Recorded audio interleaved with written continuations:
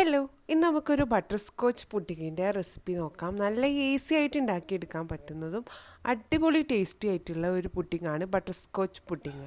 അപ്പോൾ ഇതിൻ്റെ butter scotch sauce അല്ലെങ്കിൽ കാരമൽ സോസ് റെഡിയാക്കി എടുക്കാനായിട്ട് ഒരു അരക്കപ്പ് പഞ്ചസാരയിലോട്ട് 2 ടേബിൾ സ്പൂൺ വെള്ളം കൂടെ ചേർത്തിട്ട് ആദ്യം ഒന്ന് പഞ്ചസാര കാരമലൈസ് ചെയ്ത് എടുക്കുക. വെള്ളം ചേർത്ത് കൊടുത്തുകൊണ്ട് തന്നെ പെട്ടെന്ന് ഇതാ പഞ്ചസാര അലിഞ്ഞ് കിട്ടും. ഇനി നമുക്ക് കുറച്ചൊന്ന് ബ്രൗൺ കളറിൽ ഇതാ ഈ ഒരു ഷെയ്ഡായി വരുന്ന സമയത്ത് ഇതിലോട്ട് 1.5 ടേബിൾ സ്പൂൺ ബട്ടർ ചേർത്ത് കൊടുക്കാം. ബട്ടർ ചേർത്ത് കഴിഞ്ഞാൽ പിന്നെ നല്ല സ്ലോ ഫ്ലെയിമിലാക്കി വെച്ചിട്ട് വേണം ബട്ടറൊക്കെ ഒന്ന് ഇളക്കി മിക്സ് ആക്കി എടുക്കാൻ. ഇനി ഇതിലോട്ട് ഞാൻ അര കപ്പ് ക്രീം ചേർത്ത് കൊടുക്കുന്നുണ്ട്. വിപ്പിംഗ് ക്രീമാണ് കേട്ടോ ഞാൻ ചേർത്ത് കൊടുത്തിട്ടുള്ളത്. വിപ്പിംഗ് ക്രീം കൂടെ ചേർത്ത് എല്ലാം കൂടെ ഒന്ന് ഒരുമിച്ച് മിക്സ് ആക്കിയെടുക്കാം. ഈ ഒരു സമയത്തൊക്കെ തന്നെയും തീ നന്നായിട്ട് കുറച്ച് വെക്കണം, അല്ലെങ്കിൽ നമ്മുടെ കാരമലിൻ്റെ കളറ് ചേഞ്ചായി കരിഞ്ഞ ടേസ്റ്റ് വരും.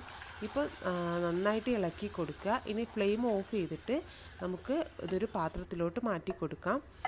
ഈ ഒരു സമയത്ത് ഈ ഒരു കളറാണ് കേട്ടോ ഉണ്ടാവുക. പക്ഷേ നമ്മൾ ഇതിൻ്റെ നന്നായിട്ട് ചൂടാറി ഫ്രിഡ്ജിൽ വെച്ച് ഒന്ന് തണുത്ത് കഴിയുമ്പോഴേക്കും നമ്മുടെ ബട്ടർ സ്കോച്ച് സോസിൻ്റെ ആ ഒരു കളറൊക്കെ നല്ല ചേഞ്ചായിട്ട് ഈ ഒരു കളറായിട്ട് വരും കേട്ടോ. അപ്പം നമ്മൾ ജസ്റ്റ് ഇതുപോലെ ഇങ്ങനെ ഒന്ന് ബീറ്റാക്കി കൊടുത്തു കഴിഞ്ഞാൽ മതി. ഈ ഒരു കൺസിസ്റ്റൻസിയിലാണ് കേട്ടോ നമുക്ക് വേണ്ടിയിട്ടുള്ളത്.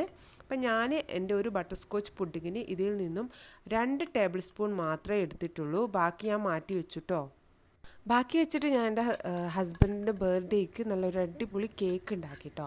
അപ്പോൾ നിന്ന് കുറച്ച് മാത്രമേ നമ്മൾ സോസിന് വേണ്ടിയിട്ട് എടുക്കുന്നുള്ളൂ.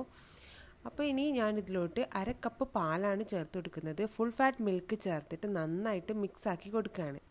ഇത് കണ്ടോ, അപ്പോൾ നമുക്കിതാ ഒരു ബട്ടർ സ്കോച്ച് ഫ്ലേവേർഡ് ആയിട്ടുള്ള മിൽക്ക് നമുക്ക് കിട്ടും കേട്ടോ. ഈ ഒരു സംഭവം വെച്ചിട്ടാണ് നമ്മൾ നമ്മുടെ പുഡിങ്ങിൻ്റെ ബേസ് റെഡിയാക്കി എടുക്കുന്നത്. പുഡിങ്ങിൻ്റെ ബേസ് എന്ന് പറയുന്നത് ബ്രെഡാണ്. ഞാനിപ്പോൾ നല്ല വലിയ 4 സ്ലൈസ് ബ്രെഡ് സൈഡെല്ലാം ആ ഒരു ബ്രൗൺ ഷെയ്ഡൊക്കെ കളഞ്ഞിട്ട് ഇങ്ങനെ കട്ട് ചെയ്തെടുത്തിട്ടുണ്ട്. നമ്മൾ സെറ്റ് ചെയ്യാൻ വിചാരിച്ചിരിക്കുന്ന പുഡിംഗ് ട്രേയിൽ നമുക്കിതൊന്ന് ഇങ്ങനെ അറേഞ്ച് ചെയ്ത് വെച്ചെടുക്കാം. ഞാനിപ്പോൾ നല്ല കട്ടിയുള്ള ബ്രെഡാണ് കേട്ടോ ഇത്. അപ്പം നിങ്ങൾ ബ്രെഡ് എടുക്കുന്ന സമയത്ത് കട്ടിയില്ലാത്ത ബ്രെഡാണ് എടുക്കണമെങ്കിൽ ഒരു 2 ലെയറിൽ ബ്രെഡ് തന്നെ വെച്ച് കൊടുക്കുക കേട്ടോ. ഇത് അത്യാവശ്യം നല്ല കട്ടിയുള്ള വലിയ ബ്രെഡാണ്. അപ്പം ഞാനിത് കണ്ടില്ലേ വെച്ച് കൊടുത്തിട്ടുണ്ട്. നമ്മൾ കുറച്ച് മുന്നേ റെഡിയാക്കി വെച്ചിട്ടുള്ള ആ ഒരു ബട്ടർ സ്കോച്ച് മിൽക്ക് വെച്ചിട്ട് നമ്മുടെ ഈ ഒരു ബ്രെഡ് സ്ലൈസസ് നന്നായിട്ട് വെറ്റാക്കി കൊടുക്കുക.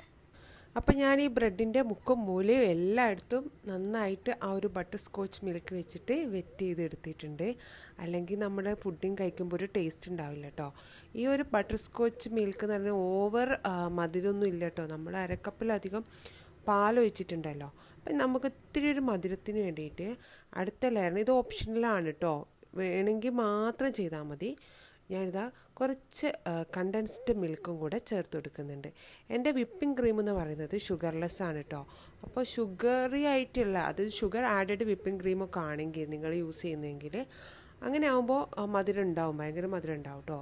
അപ്പോൾ ഞാനിതിൻ്റെ മേലായിട്ട് കുറച്ച് കാരമലൈസ്ഡ് നട്ട്സ് ചേർത്ത് കൊടുത്തിട്ടുണ്ട്.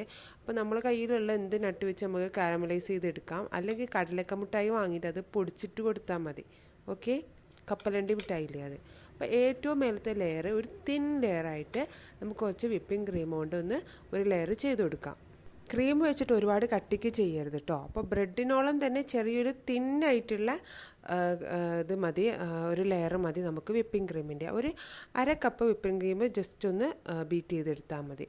ഇനി നമുക്ക് കുറച്ച് ബട്ടർ സ്കോച്ച് സോസ് ഇതിൻ്റെ മേലെ ഞാനൊരു ഡിസൈൻ ചെയ്ത് കൊടുക്കാൻ വേണ്ടിയിട്ട് ഇങ്ങനെ കുറേശ്ശെ ഡ്രോപ്പായിട്ട് ഇട്ടിച്ച് കൊടുക്കുകയാണ് കേട്ടോ. എന്നിട്ട് ഒരു ഇറുക്കിൾ വെച്ചിട്ട് ജസ്റ്റ് ഇങ്ങനെ അങ്ങോട്ടും ഇങ്ങോട്ടൊക്കെ ഒന്ന് ഓടിച്ചു കൊടുത്തു കഴിഞ്ഞാൽ ഇങ്ങനെ ഒരു ഫ്ലവർ പോലെയൊക്കെ ആയിട്ട് വരുന്നതാണ് കണ്ടിട്ടുള്ളത്. സംഭവം നമുക്ക് നോക്കാം. ഏകദേശമൊക്കെ ഒന്ന് റെഡിയായി വന്നിട്ടുണ്ട്. എൻ്റെ ഫസ്റ്റ് അറ്റംപ്റ്റാണ് കേട്ടോ. നെക്സ്റ്റ് ടൈം നല്ല അടിപൊളിയാക്കി റെഡിയാക്കി എടുക്കുക. അപ്പോൾ ഇതാ നല്ല ടേസ്റ്റി ആയിട്ടുള്ള നമ്മുടെ ബട്ടർ സ്കോച്ച് പുഡിങ് റെഡിയായി വന്നിട്ടുണ്ട്. ഇനി നമുക്ക് ഇതിൻ്റെ മേലെ വേണമെങ്കിൽ കുറച്ചുകൂടെ നട്ട്സൊക്കെ ചേർത്ത് കൊടുക്കാം. ഫ്രിഡ്ജിൽ വെച്ച് നന്നായിട്ടൊന്ന് തണുപ്പിച്ചെടുക്കുക, എന്നിട്ട് സെർവ് ചെയ്യുക. എനിക്കിഷ്ടപ്പെട്ട എൻ്റെ ഫേവററ്റ് ആയിട്ടുള്ള ഒരു പുഡിങ്ങാണ് കേട്ടോ ഈ ബട്ടർ സ്കോച്ച് പുഡിങ്. നല്ല അടിപൊളി ടേസ്റ്റാണ്. റെസിപ്പി നിങ്ങൾക്ക് എന്തായാലും ഇഷ്ടമാവുമെന്ന് എനിക്ക് ഉറപ്പാണ്. ഒന്ന് ട്രൈ ചെയ്ത് നോക്കുക കേട്ടോ. വീട്ടിൽ സൽക്കാരൊക്കെ ഉണ്ടാകുമ്പം ഒന്ന് ട്രൈ ആക്കി നോക്കുക, അടിപൊളിയാണ്. റെസിപ്പി ഇഷ്ടമായിട്ടുണ്ടെങ്കിൽ ഇതുപോലുള്ള റെസിപ്പികൾക്കായിട്ട് നമ്മുടെ ചാനൽ ഒന്ന് സബ്സ്ക്രൈബ് ചെയ്തേക്കണേ. ബൈ.